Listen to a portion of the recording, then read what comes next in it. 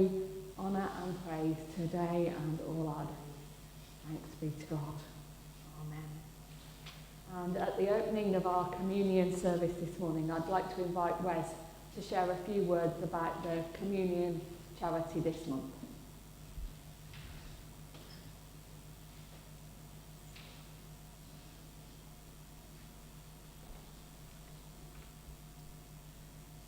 Morning, everyone. This month's communion collection is for the leprosy mission. If we asked you to name a disease that affects our world today, you'd probably think of cancer or something like that, not necessarily leprosy. Many people tend to view leprosy as a disease from biblical times, which it was, but we rarely consider it to be still affecting people today. Unfortunately, it is. There has been a dramatic decline since the early 2000s, but it's still a serious problem in some countries, particularly in India. In fact, India accounts for about half of all new leprosy cases reported. Every 2 minutes around the world, someone is diagnosed with leprosy. So some facts about the disease. Does someone with leprosy feel pain? It attacks the nerve endings, which usually means that people lose feeling in certain parts of the body, usually hands or feet.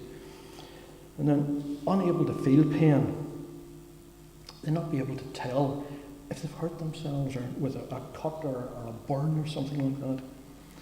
Those untreated wounds then can cause infection to grow and go unnoticed because there's no sensation of pain. Tissue loss, extremely dry skin, blindness, I'm sure you've seen pictures of these. Also are the risks of untreated leprosy. But if patients are able to get treatment for the infections and properly take care of those wounds, it can dramatically improve their quality of life. Now here's the thing, is there a cure?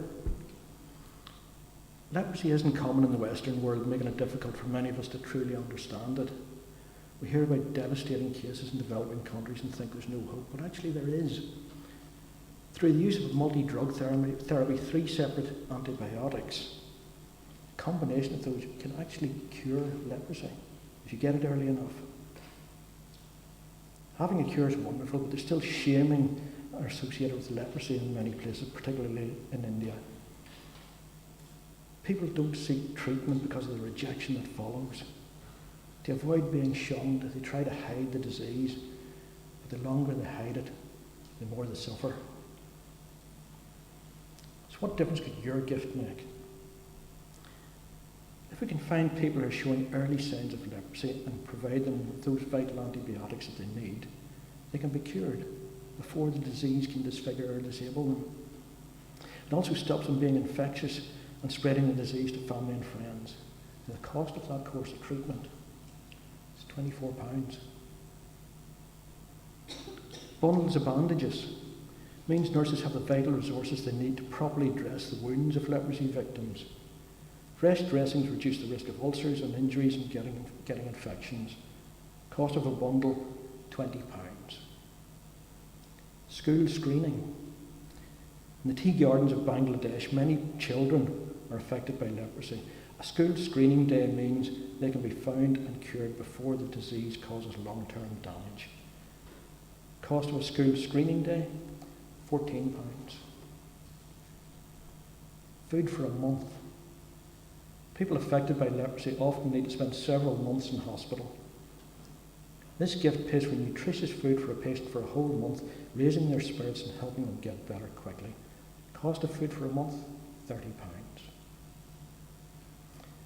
Sometimes contributing to charities like this can feel a bit like throwing money into a bottomless pit.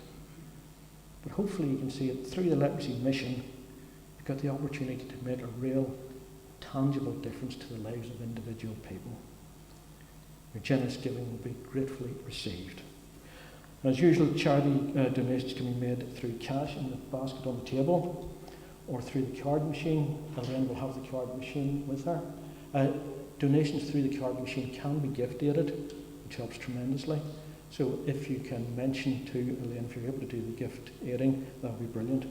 Otherwise, it's by bank transfer to the church bank account, as explained in the back of the notices, the weekly notices. Thank you for your time.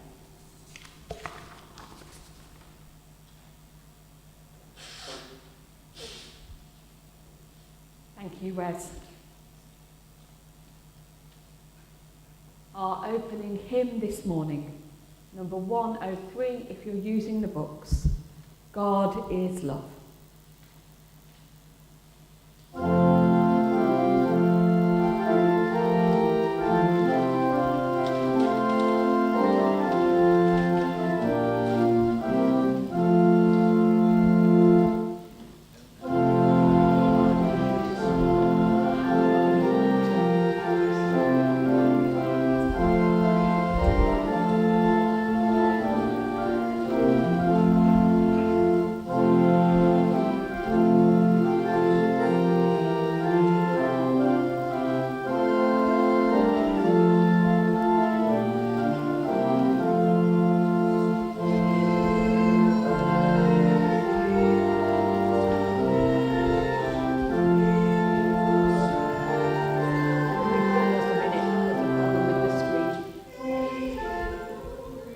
We're just going to have a pause so we can all sing together.